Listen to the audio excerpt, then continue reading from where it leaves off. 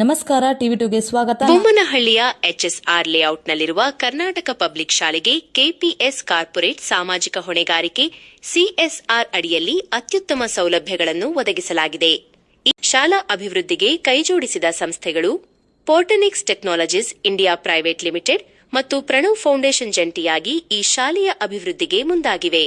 ಈ ಸಂಸ್ಥೆಗಳ ವತಿಯಿಂದ ಈ ಕೆಳಗಿನ ಸೌಲಭ್ಯಗಳನ್ನು ಶಾಲೆಗೆ ಹಸ್ತಾಂತರಿಸಲಾಯಿತು. ಸ್ಮಾರ್ಟ್ ಕ್ಲಾಸ್ ರೂಮ್, ವಿದ್ಯಾರ್ಥಿಗಳ ಆಧುನಿಕ ಕಲಿಕೆಗಾಗಿ ಸುಸಜ್ಜಿತ ಸ್ಮಾರ್ಟ್ ತರಗತಿ, ಸೋಲಾರ್ ಪವರ್ ಪ್ಲಾಂಟ್, ಶಾಲೆಯ ವಿದ್ಯುತ್ ಸ್ವಾವಲಂಬನೆಗಾಗಿ ಸೌರಶಕ್ತಿ ಘಟಕ, ಆರ್ಒ ವಾಟರ್ ಪ್ಲಾಂಟ್, ಪ್ರತಿ ಗಂಟೆಗೆ 500 ಲೀಟರ್ ಸಾಮರ್ಥ್ಯದ ಶುದ್ಧ ಕುಡಿಯುವ ನೀರಿನ ಘಟಕ.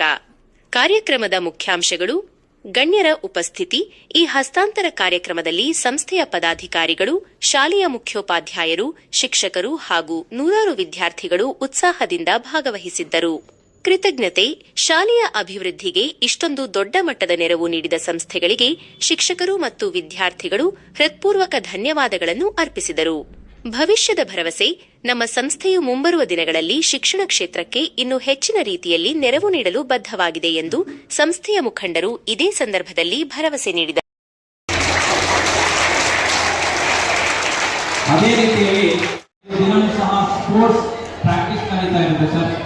ನಾಗಭೂಷಣ್ ಸರ್ ಅವರು ಪೋರ್ಟನಿಕ್ಸ್ ಕಂಪನಿಯವರಲ್ಲಿ ನಮ್ಮ ಶಾಲೆಯ ಕ್ರೀಡಾಪಟುಗಳ ಪರವಾಗಿ ವಿದ್ಯಾರ್ಥಿ ನಾವು ಭಾವಿಸುತ್ತಾ ಈಗ ಕಾರ್ಯಕ್ರಮದ ಕೊನೆಯ ಘಟ್ಟ ವಂದನಾರ್ಪಣೆಯನ್ನು ನಿರ್ವಹಿಸಿ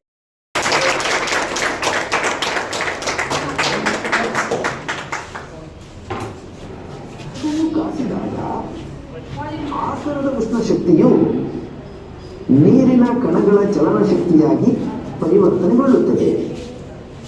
ಹೆಚ್ಚಿದ ಚಲನಶಕ್ತಿಯಿಂದಾಗಿ ನೀರಿನ ಅಣುಗಳು ತ್ವರಿತವಾಗಿ ಕಂಪಿಸುತ್ತವೆ.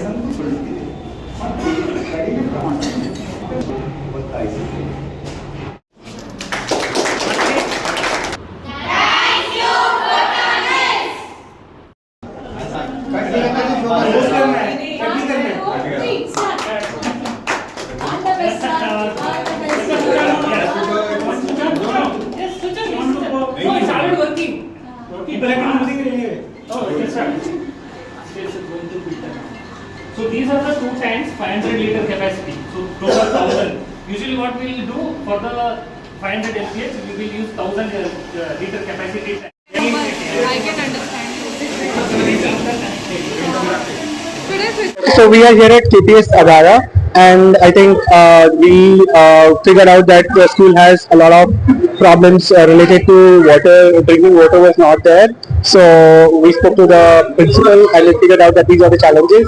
So as part of our corporate social responsibilities from Photonics, what we did is we came here and we have donated an RO plant, smart classrooms, and solar panels so that there is uninterrupted power for the kids, and the kids are they don't really have to face any problem while in their overall studies.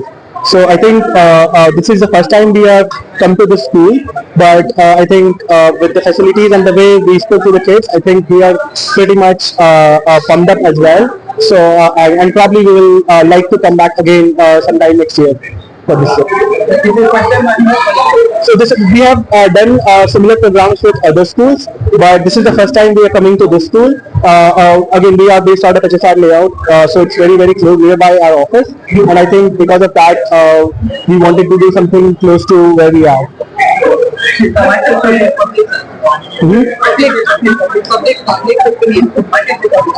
Yeah, I think we figured out that the students in government schools come from underprivileged, marginalized backgrounds, and I think for private schools there are like enough infrastructure, but for government schools the infrastructure is not really up to the mark or where it should be as compared to private schools. So I think as corporates and for general public also, I think they should step up and help them get over and come to the same level ground with other kids, so that these guys, these students actually do, because some of them are really bright students, so they should actually be able to do something good with their life and for the country. ये company की तरफ से इस तरह की हमारी activity काफ़ी होती है और KPS आगरा में ये पहला इनिशिएटिव है हम लोग की तरफ से, और इसके साथ में हमारे साथ तड़ा फाउंडेशन भी जुड़ा है जिन्होंने हमारी इस इनिशिएटिव में हमारी काफ़ी मदद करी है।